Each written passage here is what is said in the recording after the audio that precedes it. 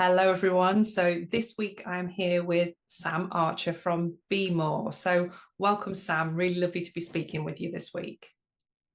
Thank you. Good to be here. So let's dive straight in. Tell me about your passion. Where did this come from? What is it that you're really passionate about? Basically, men's well-being, I guess, if you're going to categorize it in one one thing. But it just comes from, I guess, my own journey, really, and try to cut a very long story short. It starts way back further than this, but in 2015, I became a personal trainer. And that really started the catalyst and journey. Like the reason why I became a personal trainer, if I'm honest at the time, was because I hated my job. But it led into me realizing how much like physical activity is just so good for um, everyone, right? In general. And then in in sort of 2017, my dad got a brain tumor and died like 10 months later. Oh, wow. And it was kind of Sorry. like that journey of him and me within that led to years of like loads of different stuff going on for my own life as well, and just a lot of development and self-development, a lot of, I guess, having to look inward to really find out, like, because I had a lot of effect after that because I suppressed everything. I tried to be, there wasn't really any other men in my family, like my granddad, who my dad's dad was just basically like he's a classic man. And just like, to put it this way, he doesn't want to be called granddad. He wanted to be called Grumps, and that's quite literally how he is. So, he was kind of no use. So I was trying to be like the man, the strong man, and just like having to like deal with all of that, and then realizing that obviously on the flip side, the health and fitness stuff. Like I became a nutritionist as well, and started to realize how much that like it all interlinked around, physical, mental, emotional, and how everything just is really linked. Like, for example, this is one of my realizations that you can lose weight, but to keep it off, you have to then do the deep work in order to like really figure out why you end up through the cycle of weight on, weight off, and all that sort of stuff. So that kind of led to that self-development and just in myself and getting to that place myself.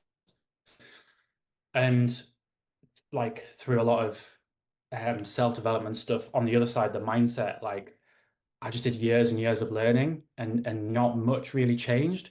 And so then there was a journey of, okay, I've done all this, like nothing's changing. So then changing all that around, and just ending up on this massive like self journey, I guess, and then really realizing that it's a lot simpler than what I guess most people make it out to be.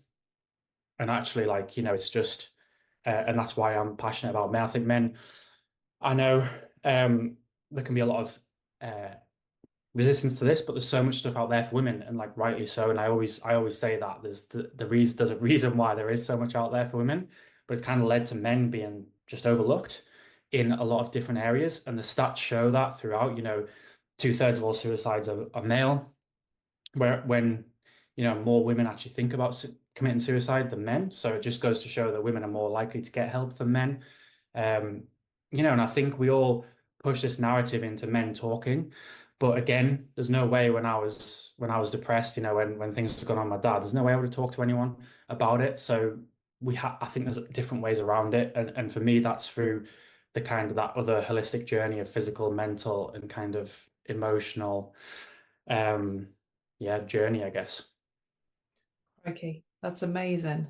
So, in terms of your journey, at what point did you realize that this wasn't just a personal reflection, but this was something that you were learning and you were wanting to take forward to help other people? Was there an obvious click point that came into place, or was it just always there all the way through?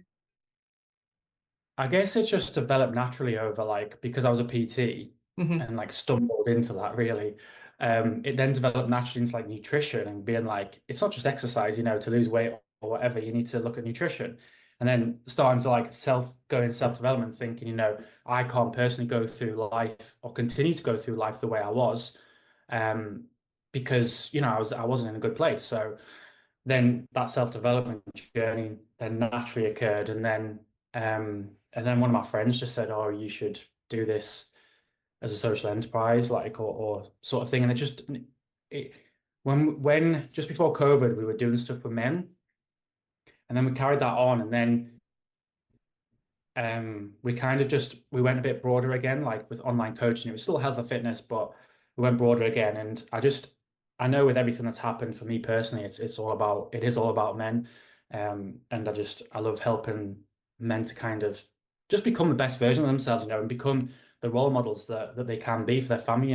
That's one of our big aims of this is, studies show that without a male role model in a son or daughter, but they can be there present physically. But that doesn't mean that they're present mentally as well, But a lot of fathers, or there isn't any male role models.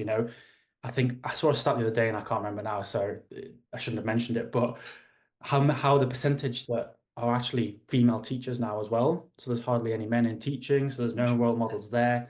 And it's just to try and create those male role models so that like, you know, these kids have it and then they can grow up and be that themselves and then, pass that down generations rather than this kind of thing that we've got into, really.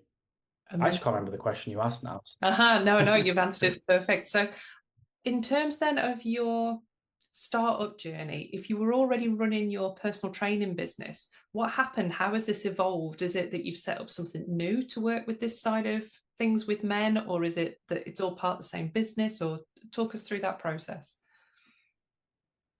Yeah, so I set up something new and like, if I'm honest, I was a bit sick of kind of not sick of health and fitness because it's like a huge part, but of marketing it, Hmm. and marketing weight loss. Like I was just sick of it. Like, and truth be told, like I was sort of sick of people valuing, and this is one of the reasons why I guess I shifted the marketing a little bit to other the stuff that I'm doing is to be more mindset based because people value crap instead of their health and fitness. They'll buy a ton of takeaways and they will, I mean, there's loads of different things. That was just one example, but then they say they can't afford to like get a PT or get a coach or something like that will genuinely change their whole life. So I just got a bit sick of that kind of side of stuff. But it was actually a mate just said, "Oh, you could do this as a social enterprise," and I didn't really know what one was. And funnily enough, it was nearly a year ago now that I booked a meeting with you. Uh-huh. Um, and that was that was kind of the start of that journey really into developing something new. And I knew it kind of had to be something new because I guess like people that followed me and stuff just knew that I was health and fitness, and I still had to keep that up to make some money. But I wanted to really create something different that was just aimed at men's, yeah, well-being is probably the best way to put it. Fab. And so, how are you And set it up allowed me now? to do stuff in the sorry, it allowed me to do stuff in the community as well. Yes. Yeah. Rather than which my other stuff was all online. Mhm. Yeah. Fab. So tell us a little bit then about your legal structure. So how are you set up? What are the nuts and bolts behind this amazing organization? Yeah, so at the minute, so I used to have a limited company, but now I'm just sole trader, Hmm. based on different people's advice, from going through the business with purpose course and stuff like that. I figured probably until there was a need for me to actually become either a limited company or a CIC, Hmm. I had decided on it being a CIC. But I'm in two minds again, but we'll cross that bridge when it comes to it. Yeah. Just because simply at the moment it's not making a ton of money. So there's kind of in my eyes, there's no point in making a legal structure that kind of complicates things. Hmm. Instead, it's just easier to be a sole trader. I'm still doing the good aspect of it off my own back for free. So I think that's just kind of how I've fallen into it, really. Yeah. Amazing. And is that working for you so far? You haven't come up against any barriers have you looked at funding or anything like that? Or are you happy with your trading structure as it is? Yeah, so I got the initial funding, I can't remember what that's called now, off the back of Business Purpose, but then after that I looked at one in South Tyneside. Um I can't remember what that's called now, Boost or something like that maybe. Yeah, yeah. But yeah, I didn't get that one. And that wasn't because I wasn't a social enterprise, it was just because I didn't. They deemed me not to have some structures in place. Um, that's another different story. But basically, that's it. And other than that, I haven't actually looked to get more funding yet. But I, again, just based on the information that through that business or purpose course, like, yeah, I'm guessing being a CIC would massively help with that. Mhm. But at the moment, I guess it's not. I really want to end up being self-funded. So I want the business to make money and to fund then, and through maybe other organizations. I was approached by someone the other day who wants to help fund some of this stuff as well. So like potentially through other organizations, so we not have to rely on funding, it would be good to get stuff going. But at the minute, like I said, I have the luxury of being able to sort of do it for free. So Yeah. Oh, that sounds the absolute ideal social enterprise in that you're making your own money to be able to then spend the money on the thing that is needed in that moment, rather than some of the challenges that we have with contracts and with grants and stuff where there's eligibility criteria that just ties you up in knots and you end up just doing lots of paperwork rather than more of the good stuff that you really want to do. So yeah, and for anyone watching this thinking, well, how can he be a sole trader in a social enterprise? It's just remembering that social enterprise it's a concept, it's a way of working. If you are doing good, you're trading 50% or more, the majority of your work is through business rather than grants, and you are putting the profit back into the organization or to the purpose that it was set up for. That is a social enterprise, and you can do that under any legal structure. So, and it's how Junction Point started. We went with a sole tradership as well because I just wanted to get on with it. I didn't want to have to faff yeah, about, and it meant that I could be really creative and try different things before sort of really getting into the serious stuff and getting the legal things in place. So yeah, yeah. you're doing I great. think as well, like you talk about the end of year stuff as well that you have to deal with, and yeah, of course you got to do your self-assessment, but that's a completely different ball game to like writing a statement and Mhm. but then also you have to have the if you've got the knowledge around going out and getting grants and funding, um, obviously there's places you can go and find that, but also how to write it, and do that. I've applied to a few different fundings. Being a social enterprise has never been an issue, like not being one.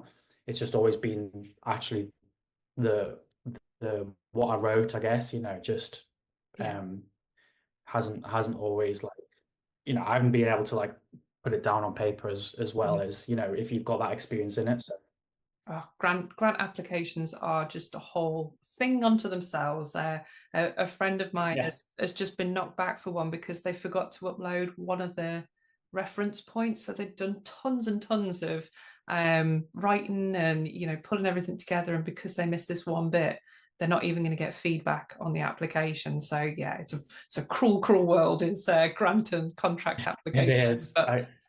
one that I could see you succeed in, certainly going forwards. But yeah, it's a time and a place thing, isn't it?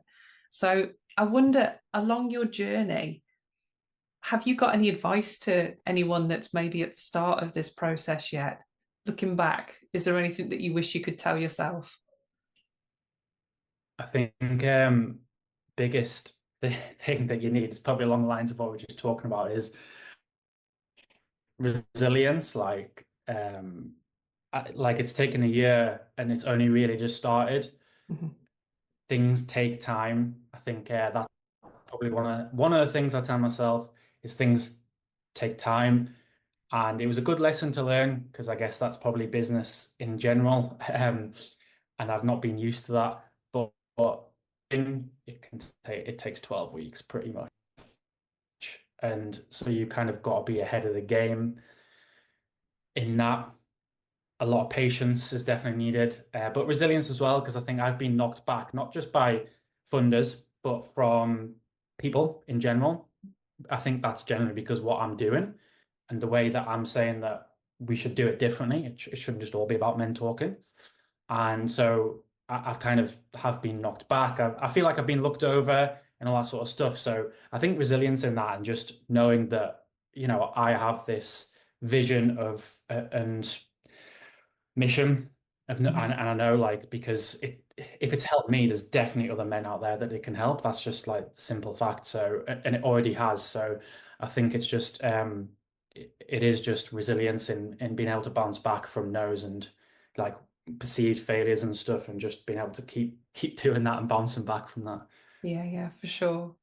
I wonder as well then, Sam, if you could tell us a bit more about practically how do people get involved with you? So if someone's watching this thinking, oh, my husband, my uncle, my son, whoever it is, me, how can I engage with this? Because this sounds exactly what I need or someone I know needs. Is there a referral route? Is there a way of them getting in touch with you? What's the process?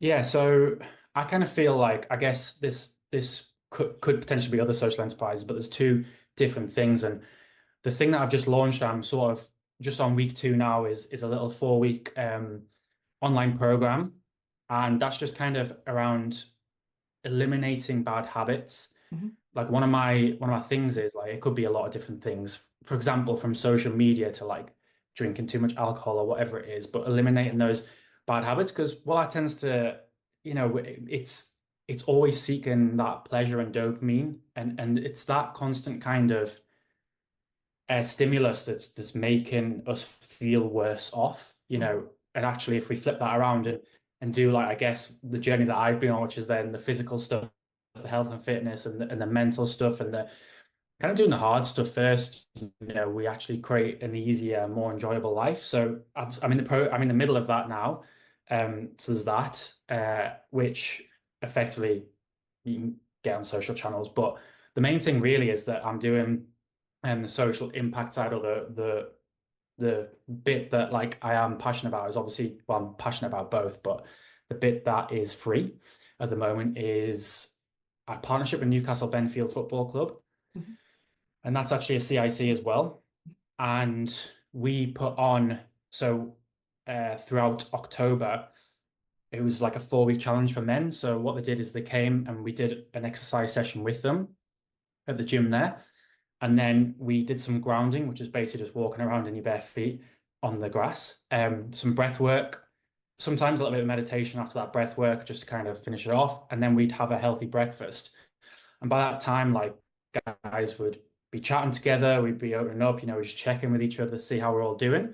And and then that was it. So that's kind of the stuff that we were doing in Newcastle Benfield. So again, it's just that's still kind of ongoing in a capacity. I'm not, I am still involved, but like, and it's still in partnership with me. I'm just not there at the moment because of just time.